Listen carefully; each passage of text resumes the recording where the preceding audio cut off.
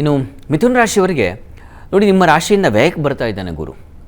ಇಷ್ಟು ದಿವಸ ನಿಮಗೆ ಗುರುಬಲ ಇತ್ತು, ಮನೆಯಲ್ಲೆಲ್ಲ ಶುಭ ಕಾರ್ಯಗಳು ನೀವು ಅಂದ್ಕೊಂಡಿದ್ದೆಲ್ಲ ಆಗ್ತಾ ಇರತಕ್ಕಂಥದ್ದೆಲ್ಲ ಇತ್ತು. ಈಗ ಹಾಗಿಲ್ಲ. ವ್ಯಯಕ್ಕೆ ಬಂದಾಗ ದ್ವೇಷ್ಯ, ಧಿಕೃತ, ಇನ್ನೊಬ್ಬರೆಲ್ಲ ತಿರಸ್ಕಾರ ಮಾಡಿಬಿಡ್ತಾರೆ. ವಾಗ್ವ್ಯಯ, ಮಾತಾಡಿದ್ರೆ ಹೋಯಿತು, ಮುತ್ತು ಒಡೆದ್ರೆ ಹೋಯಿತು ಅಂತ. ನೀವು ಆಡಿದ ಮಾತೆಲ್ಲ ಏನಪ್ಪ ಆಗುತ್ತೆ, ವ್ಯರ್ಥವಾಗ್ತಾ ಹೋಗುತ್ತೆ.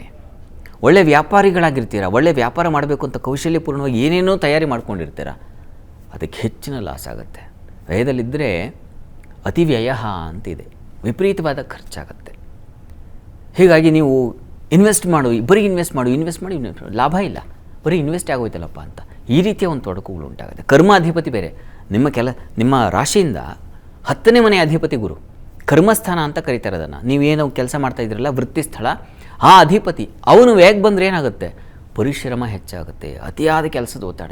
ಏನಪ್ಪ ಇಷ್ಟು ಕೆಲಸ ಮಾಡ್ತಾ ಇದ್ದೀನಿ, ಇದಕ್ಕೊಂದು ಗುರುತಿಸೋದು ಇಲ್ಲ, ಹಣವೂ ಇಲ್ಲ, ಈ ಥರ ಆಯ್ತಲ್ಲ ಜೀವನ ಅಂತ ಒಂದು ಸ್ವಲ್ಪ ಸಂಕಟಕ್ಕೆ ಸಿಕ್ಕಾಕೊಳ್ತೀರ. ಮಿಥುನ ರಾಶಿಯವರಿಗೆ ಹೆದರ್ಕೋಬೇಡಿ, ಭಾಗ್ಯದಲ್ಲಿ ಶನೈಶ್ಚರ್ಯ ಇದ್ದಾನೆ.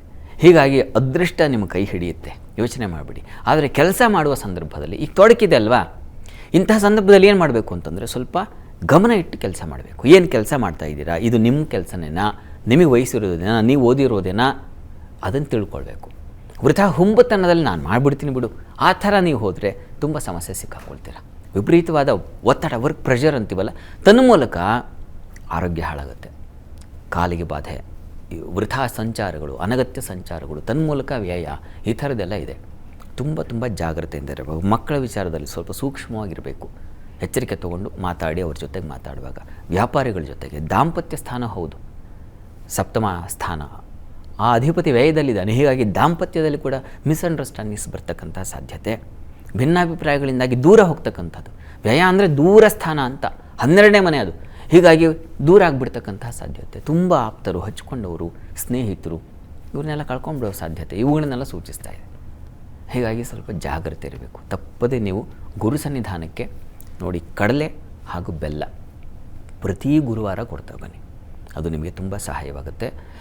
ಕರ್ಮಾಧಿಪತಿ ವೀಕ್ ಆಗ್ತಾ ಇರೋದ್ರಿಂದಾಗಿ ಪ್ರತಿ ಗುರುವಾರ ನೀವು ತಪ್ಪದೆ ಗುರು ಸನ್ನಿಧಾನದಲ್ಲಿ ಒಂದು ನಮಸ್ಕಾರ ಹಾಕಿ ಕೆಲಸಕ್ಕೆ ಹೋಗಿ, ಇದೆಲ್ಲ ನಿಮಗೆ ಹೆಚ್ಚಿನ ಅನುಕೂಲ ಉಂಟು ಮಾಡಿಕೊಡುತ್ತೆ.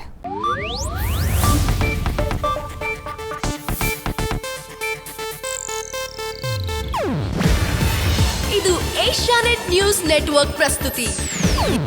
ನೀವು ನೋಡ್ತಿದ್ದೀರಾ ಏಷ್ಯಾನೆಟ್ ಸುವರ್ಣ ನ್ಯೂಸ್.